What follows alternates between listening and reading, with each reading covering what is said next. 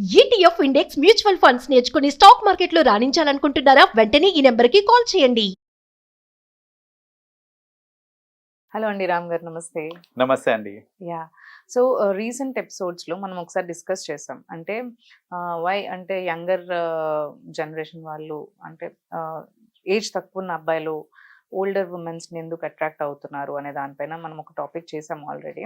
So ఇదే సంఘటన మనకి నిజంగానే మనకి చూడడానికి దొరికింది అనమాట. ఒక లైక్ అంటే మేన అత్త మీద like they had a relationship. మాయ అత్తయ్య వాళ్ళ ఇంట్లో ఉంటూ ఆ అబ్బాయి అత్తయ్యతో రిలేషన్షిప్ పెట్టుకుని and it went to like ఎలా ఎక్స్టెండ్కి వెళ్ళింది అంటే దే కిల్డ్ దట్ పర్సన్. అంటే తినేమో వాళ్ళ హస్బెండ్ని, తినకేమో మావయ్య అవుతారు, సొంత మావయ్య, ఆయనని చంపేసేసే పరిస్థితికి వచ్చింది. సో రిలేషన్షిప్స్ అనేది అంటే ఎక్కడ పోతున్నాయి అసలు? అంటే ఏమి ఒక రిలేషన్షిప్ అనేది కానంటే ఒక వాళ్ళకి ఏమవుతారు అనేది ఏమి కూడా తెలుసుకోకుండా ఫ్యూచర్ ఏంటి అని ఆలోచించుకోకుండా వై ఎందుకు ఇలా అవుతున్నాయి అంటారు అసలు? ఇది ఈ రీసెంట్గా జరిగిన సంఘటన అండి. దాంట్లో మనం చూసింది లైక్ ఆ అబ్బాయి 17-18 ఇయర్స్ ఓల్డ్ అబ్బాయి అండి. అంతే అతను లైక్ 17 ఇయర్స్ అబ్బాయి మేనత్తతోని రిలేషన్షిప్ లో ఉంటూ వాళ్ళ సొంత మామని ఆమెతో పాటు కలిసి ఇద్దరు చంపేయటం అనేది జరిగింది. చంపేసి రైల్వే ట్రాక్స్ మీద పడేసి అది ఒక సూసైడ్ లాగా క్రియేట్ చేద్దాం అనేసి అనుకున్నారు. బీటెక్ జాయిన్ అవడానికంటే when he finished his inter he came to that house. BTech join అవ్వడానికి హీ కేమ్ ఇన్ దేర్. అప్పుడే వాళ్ళకి రిలేషన్షిప్ స్టార్ట్ అయ్యి అండ్ తర్వాత he went in to it like BTech join అయ్యి 2 years అలా. అంత ఏజ్ కి వాళ్ళకి ఏం తెలుస్తుందని అంటే అసలు లైక్ అయితే ఇక్కడ అంత ఏజ్ కి ఏం తెలుస్తుంది అని అంటే ఇది ఒక రాంగ్ నోషన్ ఉందండి కరెంట్లీ సొసైటీలో. అందరు ఏంటంటే ఇంతకు ముందు జనరేషన్ వేరండి, కరెంట్ జనరేషన్ వేరు. మనం ఏంటంటే మన థాట్ ప్రాసెస్ లో ఏంటంటే చిన్నపిల్లాడే కదా, చిన్నపిల్లనే కదా అనే ఒక థాట్ లో ఉంటాం. మనం 10th 9th ఇంటర్ అనుకుంటే చిన్నపిల్లలనే అనుకుంటాం, మనం చిన్నపిల్లలని అనుకుంటున్నాం. కానీ కరెంట్ జనరేషన్ అట్లా లేదు. దెర్ ఆర్ మల్టిపుల్ థింగ్స్ అండి. ఒకటేంటంటే మనం అవి మారుతున్న ఫుడ్ హ్యాబిట్స్ వల్ల, the kind of food we are eating, దాని వల్ల అండ్ యాక్సెస్ ఆఫ్ టెక్నాలజీ ఏదైతే ఉందో ఇప్పుడు మనకి, సో వీటి వల్ల ఏంటంటే పిల్లలు చాలా తొందరగా మెచ్యూర్ అవుతున్నారు, వాళ్ళు చాలా తొందరగా పెద్దగా అయిపోతున్నారు వాళ్ళు. ఇంతకు ముందు చూసుకుంటే అమ్మాయిలు ఏంటంటే ఎట్ ది ఏజ్ ఆఫ్ 13 ఆ టైంకి వాళ్ళు 13, 14, 15 ఆ టైంకి ఆ మెచ్యూరిటీ అనేది వచ్చేది. లైక్ వాళ్ళు అప్పుడు మెచ్యూర్ అయ్యేవాళ్ళు. కరెంట్ జనరేషన్ లో అస్టానిషింగ్ అండి, ఇప్పుడు ఆల్మోస్ట్ 9 years 10 years 11 years ఆ టైం కల్లా మెచ్యూర్ అయిపోతున్నారు. సో అది ఫిజికల్ మెచ్యూరిటీ కాదు, మెంటల్ మెచ్యూరిటీ కూడా అంత త్వరగా అయిపోతుంది వాళ్ళకి.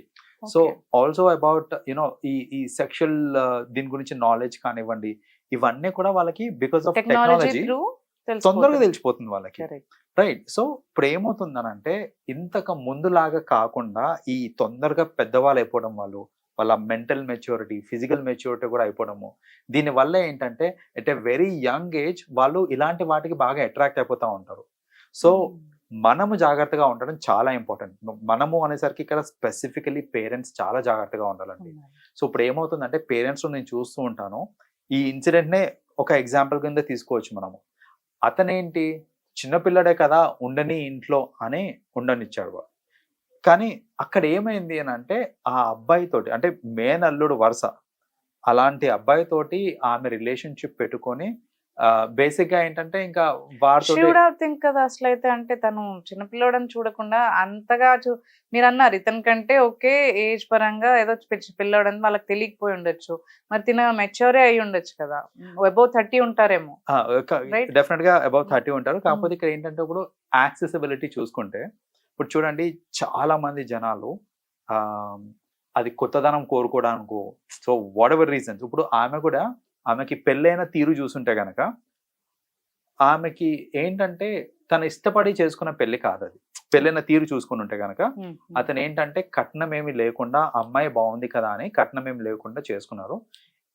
ఈమెకి ఏంటంటే వాళ్ళ పేరెంట్స్ నుంచి ప్రెషర్ ఏంటి, కట్నం ఏమి తీసుకోవట్లేదు, మళ్ళా government job, so government job కట్నం తీసుకోకుండా పెళ్లి చేసుకుంటా, ఇలాంటి సంబంధం నీకు ఎక్కడ వస్తుంది ఇంకా అని ఖచ్చితంగా వాళ్ళు ఏంటంటే బై ఫోర్స్ ఒప్పించి చేపించేసుకున్నారు.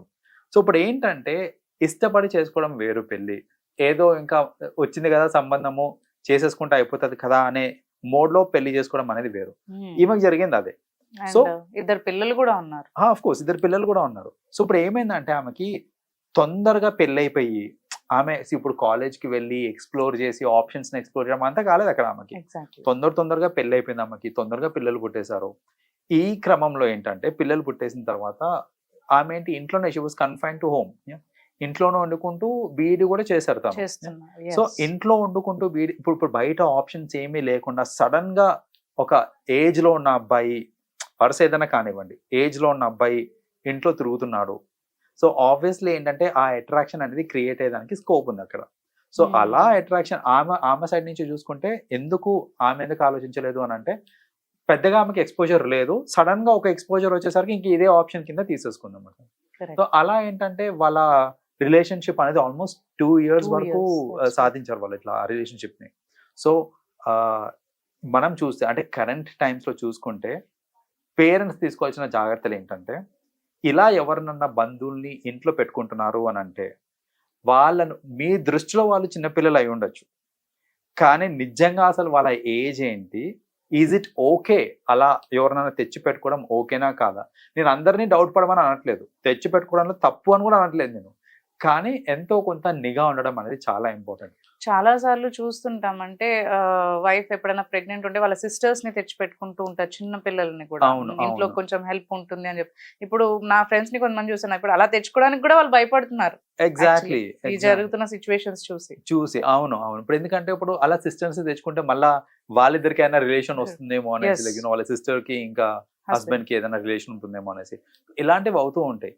సో తెచ్చి పెట్టుకోవడం వరకు ఓకే, ఫ్యామిలీ మెంబర్స్ లో ట్రస్ట్ ఉండడం కూడా ఓకే, కానీ బ్లైండ్ గా ట్రస్ట్ చేయడం అనేది కరెక్ట్ కాదు. Correct. సో గుడ్డిగా నమ్మేయద్దు మీరు బికాస్ ఇద్దరు మెచ్యూర్డ్ పీపుల్ ఉన్నారు అక్కడ అన్నప్పుడు ఏ దానికన్నా పాసిబిలిటీ ఉంటుంది. Yes. కాబట్టి మనం ఏంటంటే ఆ నిఘా పెట్టుకోవడం చాలా ఇంపార్టెంట్. అలాగే ఇంట్లో ఏం జరుగుతుంది అనేది ఇప్పుడు ఇంకొకటి, ఏదన్నా చిన్న హింట్ వచ్చినా సరే that there is something wrong ఈ రిలేషన్షిప్ లో అనేసి చిన్న హింట్ వచ్చినా ఇమ్మీడియట్ గా యాక్షన్ తీసుకోవాలి.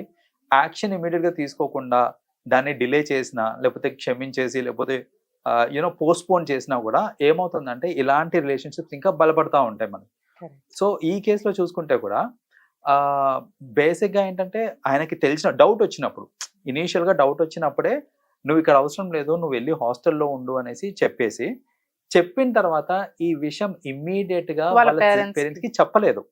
ఆయన చెప్పలేదు, ఇప్పుడు నువ్వు వాళ్ళ సిస్టర్ వాళ్ళ కొడుకే కదా ఫోన్ లో బ్యాడ్ ఎందుకు చేయడం అని అనుకుని ఉంటాడు అని అనుకొని ఆయన చెప్పలేదు. Yes. చెప్పకపోయేసరికి ఏమైంది అని అంటే వీళ్ళ ఆటలు సాగినాయి. Correct. ఇప్పుడు అతను ఇంకా అక్కడే ఉండడము, అంటే ఆ చుట్టుపక్కలనే హాస్టల్లో ఉండడము, రెగ్యులర్ గా వచ్చి కలవటము, ఇవన్నీ జరిగినాయి. అదే వాళ్ళ పేరెంట్స్ కి అప్పుడే ఇంటిమేట్ చేస్తుంటే కనుక అసలు ఇంతవరకు వచ్చి ఉండేది కాదు. అయితే అసలు ఈ కేసు ఛేదించడానికి కూడా రీజన్ చెప్పాలంటే ఆ తెలియపరచడమే.